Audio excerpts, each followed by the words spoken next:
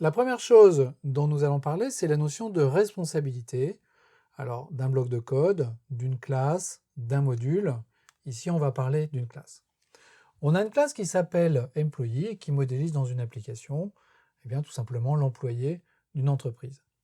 Dans ces classes employee, j'ai un certain nombre de champs qui modélisent l'état de cette personne. J'ai probablement son nom, son âge, peut-être son adresse, ce genre de renseignements. Et puis j'ai également des méthodes utilitaires.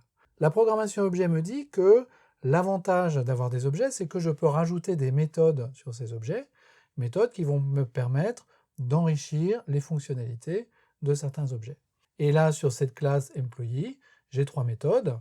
Une première méthode qui me permet d'enregistrer cette instance d'employee dans la base de données. Alors, elle prend probablement des paramètres et puis elle fait un certain nombre de choses.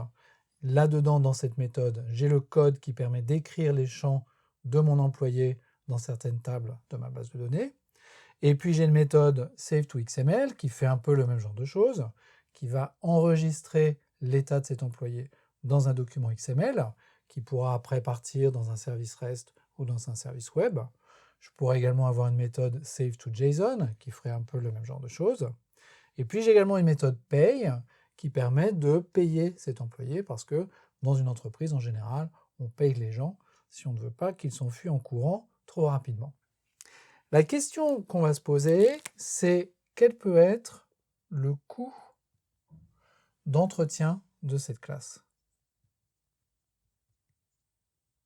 Alors ça, c'est une question un peu étrange parce que, en fait, quand on écrit du code, on ne pense pas nécessairement que tout ce que l'on fait a un certain coût pour l'entreprise qui a besoin de ce code, pour les gens qui sont commanditaires de ce genre de code.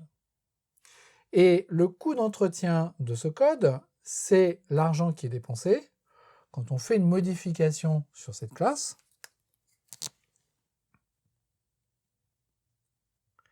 et que cette modification doit être livrée dans l'application qui fonctionne en production.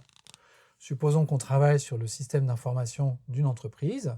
Cette classe employee fait partie de ce système d'information. Une modification a été faite sur cette classe. Quel est le coût de livraison de cette modification dans le système d'information que les gens utilisent au quotidien?